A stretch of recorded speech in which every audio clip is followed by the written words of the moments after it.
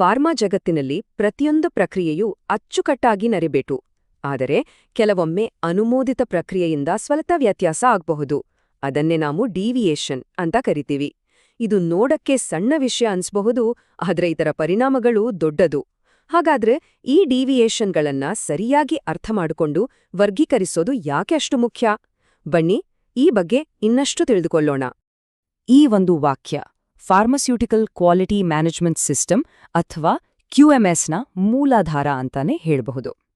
ತುಂಬ ಸರಳವಾಗಿ ಕಾಣುತ್ತೆ ಅಲ್ವಾ? ಆದ್ರೆ ಇದರ ಅರ್ಥ ಬಹಳ ಆಳವಾಗಿದೆ. ಅಂದ್ರೆ ಎಲ್ಲಾ ಡಿವಿಯೇಷನ್ಸ್ಗಳು ಒಂದೇ ಥರ ಇರೋದಿಲ್ಲ. ಸರಿ, ಎಲ್ಲಾ ಡಿವಿಯೇಷನ್ಗಳು ಒಂದೇ ಅಲ್ಲ ಅಂದಮೇಲೆ ಅವುಗಳ ನಡುವಿನ ವ್ಯತ್ಯಾಸವನ್ನು ಕಂಡಿರಿಯೋದು ಹೇಗೆ? ಯಾವುದು ಸಣ್ಣದು, ಯಾವುದು ದೊಡ್ಡದು, ಯಾವುದಕ್ಕೆ ಹೆಚ್ಚು ಗಮನ ಕೊಡಬೇಕು? ಇದಕ್ಕಾಗಿಯೇ ಒಂದು ಗಟ್ಟಿಯಾದ ಕ್ವಾಲಿಟಿ ಸಿಸ್ಟಮ್ ಬೇಕಾಗಿರೋದು. ಅದು ನಮ್ಗೆ ಸ್ಪಷ್ಟವಾದ ದಾರಿ ತೋರಿಸುತ್ತೆ. ಒಂದು ಕ್ಷಣ ಯೋಚನೆ ಮಾಡಿ. ಕೆಲವು ಡಿವಿಯೇಷನ್ಗಳಿಂದ ಉತ್ಪನ್ನದ ಗುಣಮಟ್ಟಕ್ಕೆ ಏನೂ ತೊಂದರೆ ಆಗೋದಿಲ್ಲ. ಆದ್ರೆ ಇನ್ನೂ ಕೆಲವು ನೇರವಾಗಿ ರೋಗಿಯ ಪ್ರಾಣಕ್ಕೆ ಅಪಾಯ ತರಬಹುದು. ಅಬ್ಬಾ ಅಲ್ವಾ? ಅದಕ್ಕಾಗಿಯೇ ಡಿವಿಯೇಷನ್ಗಳನ್ನು ಸರಿಯಾಗಿ ವರ್ಗೀಕರಿಸೋದು QMSನಲ್ಲಿ ಅತಿ ಮುಖ್ಯವಾದ ಮೊದಲ ಹೆಜ್ಜೆ. ಇದರ ಹಿಂದಿರೋ ತತ್ವ ತುಂಬ ಸರಳ. ಪ್ರತಿಯೊಂದು ಡಿವಿಯೇಷನ್ ಅನ್ನು ಅದರ ರಿಸ್ಕ್ ಅಂದರೆ ಅಪಾಯ ಮತ್ತು ಅದರಿಂದಾಗುವ ಪರಿಣಾಮದ ಆಧಾರದ ಮೇಲೆ ಅಳೆಯಲಾಗುತ್ತೆ. ಈ ಡಿವಿಯೇಷನ್ನಿಂದ ರಿಸ್ಕ್ ಎಷ್ಟಿದೆ, ಅದರಿಂದಾಗುವ ಪರಿಣಾಮ ಏನು, ಈ ಪ್ರಶ್ನೆಗಳಿಗೆ ಉತ್ತರ ಸಿಕ್ಕರೆ ಮುಂದೇನ್ ಮಾಡಬೇಕು ಅನ್ನೋದು ಸ್ಪಷ್ಟವಾಗುತ್ತೆ. ಓಕೆ, ಹಾಗಾದ್ರೆ ಈ ರಿಸ್ಕನ್ನು ನಾವು ಸಾಮಾನ್ಯವಾಗಿ 3 ಹಂತಗಳಲ್ಲಿ ವಿಂಗಡಿಸಬಹುದು. ಅವುಗಳು ಮೈನರ್, ಮೇಜರ್ ಮತ್ತು ಕ್ರಿಟಿಕಲ್. ಪ್ರತಿಯೊಂದು ಹಂತಕ್ಕೂ ಅದರದೇ ಆದ ಅರ್ಥ ಇದೆ, ಅದರದೇ ಆದ ನಿರ್ವಹಣಾ ವಿಧಾನ ಇದೆ. ಬನ್ನಿ ಒಂದೊಂದಾಗಿ ನೋಡೋಣ. ಮೊದಲನೆಯದಾಗಿ ಮೈನರ್ ಡಿವಿಯೇಷನ್. ಹೆಸರೇ ಹೇಳೋ ಹಾಗೆ ಇದು ಸಣ್ಣ ಪ್ರಮಾಣದ ಡಿವಿಯೇಷನ್. ಇಲ್ಲಿ ಆಗಿರೋ ವ್ಯತ್ಯಾಸದಿಂದ ಉತ್ಪನ್ನದ ಕ್ವಾಲಿಟಿ, ಸೇಫ್ಟಿ ಅಥವಾ GMP ಅಂದ್ರೆ ಗುಡ್ ಮ್ಯಾನುಫ್ಯಾಕ್ಚರಿಂಗ್ ಪ್ರಾಕ್ಟೀಸಸ್ ಮೇಲೆ ಯಾವುದೇ ದೊಡ್ಡ ಪರಿಣಾಮ ಆಗಿರುವುದಿಲ್ಲ. ಉದಾಹರಣೆಗೆ, ಅಷ್ಟೇನೂ ಪ್ರಾಮುಖ್ಯತೆ ಇಲ್ಲದ ಒಂದು ಡಾಕ್ಯುಮೆಂಟ್ ಅನ್ನು ಸ್ವಲ್ಪ ತಡವಾಗಿ ರೆಕಾರ್ಡ್ ಮಾಡೋದು. ಎರಡನೆಯದು ಮೇಜರ್ ಡಿವಿಯೇಷನ್. ಇದು ಸ್ವಲ್ಪ ಗಂಭೀರವಾದದ್ದು. ಇಲ್ಲಿ ಉತ್ಪನ್ನದ ಕ್ವಾಲಿಟಿ ಅಥವಾ GMP ಮೇಲೆ ಪರಿಣಾಮ ಬೀರುವ ಸಾಧ್ಯತೆ ಇರುತ್ತೆ. ಆದರೆ ಒಂದು ಮುಖ್ಯವಾದ ಅಂಶವನ್ನ ಗಮನಿಸಿ. ಇಲ್ಲಿ ರೋಗಿಯ ಸುರಕ್ಷತೆಗೆ ತಕ್ಷಣಕ್ಕೆ ಯಾವುದೇ ಅಪಾಯ ಇರೋದಿಲ್ಲ. ಉದಾಹರಣೆಗೆ, ಉತ್ಪಾದನೆಯ ನಡುವೆ ಒಂದು ಚೆಕ್ ಮಾಡೋದನ್ನ ಮರೆತು ನಂತರ ಅದನ್ನ ಸರಿಪಡಿಸ್ಕೊಳ್ಳೋದು.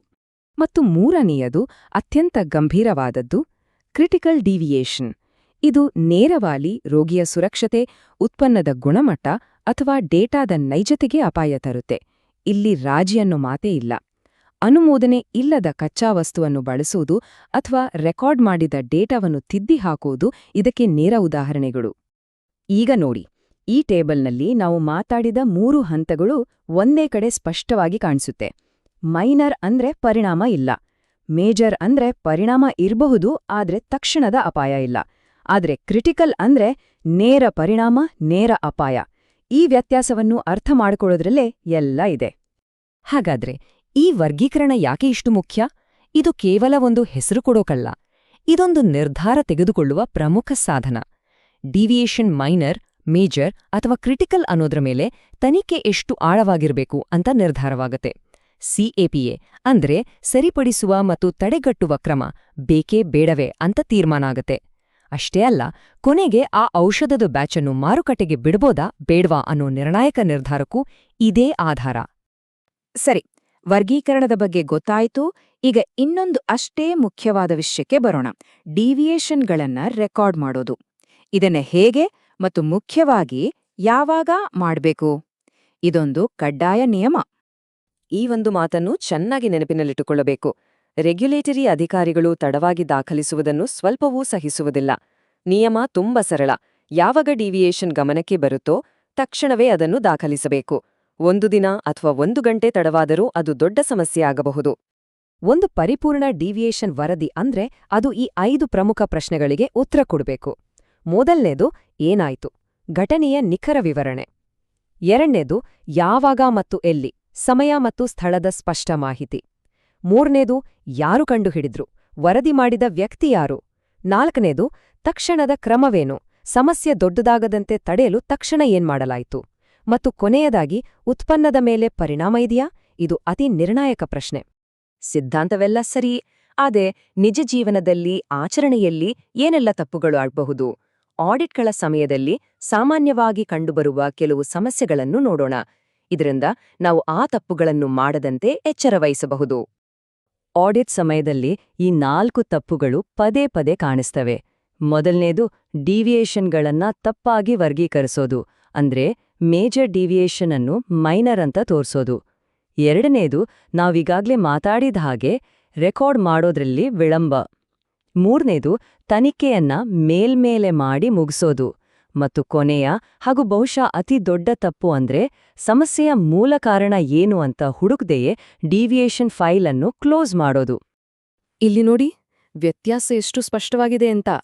ಒಂದು ಕಡೆ ಸರಿಯಾದ ನಿರ್ವಹಣೆ, ಇದ್ರಿಂದ ನಾವು ನಿಜವಾದ ರಿಸ್ಕ್ಗಳ ಮೇಲೆ ಗಮನ ಹರಿಸಬಹುದು, ಇಡೀ QMS ನಮ್ಮ ಹಿಡಿತದಲ್ಲಿರುತ್ತೆ ಮತ್ತು ರೋಗಿಯ ಸುರಕ್ಷತೆ ಖಾತ್ರಿಯಾಗುತ್ತೆ. ಇನ್ನೊಂದು ಕಡೆ ತಪ್ಪಾದ ನಿರ್ವಹಣೆ, ಇದರಿಂದ ರೆಗ್ಯುಲೇಟರಿ ಸಮಸ್ಯೆಗಳು, ಕಣ್ಣಿಗೆ ಕಾಣದ ಅಪಾಯಗಳು ಮತ್ತು ಕೊನೆಗೆ ಉತ್ಪನ್ನದ ಗುಣಮಟ್ಟದ ಮೇಲೆ ರಾಜಿ ಮಾಡಿಕೊಂಡಂತೆ ಆಗುತ್ತೆ. ಆಯ್ಕೆ ಸ್ಪಷ್ಟವಾಗಿದೆ ಅಲ್ವಾ? ಹಾಗಾದ್ರೆ ನಾವು ಇಲ್ಲಿಯವರೆಗೂ ಚರ್ಚಿಸಿದ ಎಲ್ಲ ಅಂಶಗಳನ್ನು ಒಟ್ಟು ಸೇರಿಸಿದ್ರೆ ಒಂದು ವಿಷಯ ಸ್ಪಷ್ಟವಾಗುತ್ತೆ. ಡಿವಿಯೇಷನ್ಗಳ ಸರಿಯಾದ ನಿರ್ವಹಣೆ ಅನ್ನೋದು ಇಡೀ ಕ್ವಾಲಿಟಿ ಮ್ಯಾನೇಜ್ಮೆಂಟ್ ಸಿಸ್ಟಮ್ನ ಅಡಿಪಾಯ. ಕೊನೆಯದಾಗಿ ಈ ವಿಷಯ ನೆನ್ಪಿರ್ಲಿ, ಡಿವಿಯೇಷನ್ಗಳನ್ನ ನಿರ್ವಹಿಸೋದು ಅಂದ್ರೆ ಕೇವಲ ಪೇಪರ್ ವರ್ಕ್ ಅಲ್ಲ, ಫಾರ್ಮ್ ತುಂಬೋ ಕೆಲಸ ಅಲ್ಲ. ಇದು ಇಡೀ ವ್ಯವಸ್ಥೆಯನ್ನು ನಿಯಂತ್ರಣದಲ್ಲಿಟ್ಕೊಳ್ಳೋ ಒಂದು ಪ್ರಬಲ ಸಾಧನ. ಇದು ನಮ್ಮ ಸಮಯ ಮತ್ತು ಶಕ್ತಿಯನ್ನು ಸಣ್ಣಪುಟ್ಟ ವಿಷಯಗಳ ಮೇಲೆ ವ್ಯರ್ಥ ಮಾಡೋ ಬದಲು ನಿಜವಾಗಿಯೂ ಮುಖ್ಯವಾದ ದೊಡ್ಡ ಅಪಾಯಗಳ ಮೇಲೆ ಕೇಂದ್ರೀಕರಿಸಲು ಸಹಾಯ ಮಾಡುತ್ತೆ. ಹಾಗಾದ್ರೆ ಕೊನೆಗೊಂದು ಪ್ರಶ್ನೆ. ಇಂದು ತಿಳಿದುಕೊಂಡ ಈ ವಿಷಯಗಳು ಮುಂದಿನ ಬಾರಿ ಒಂದು ಡಿವಿಯೇಷನ್ ಎದುರಾದಾಗ ಅದನ್ನು ನಿಭಾಯಿಸುವ ವಿಧಾನವನ್ನು ಬದಲಾಯಿಸುತ್ತದೆಯಾ? ಒಮ್ಮೆ ಯೋಚಿಸಿ.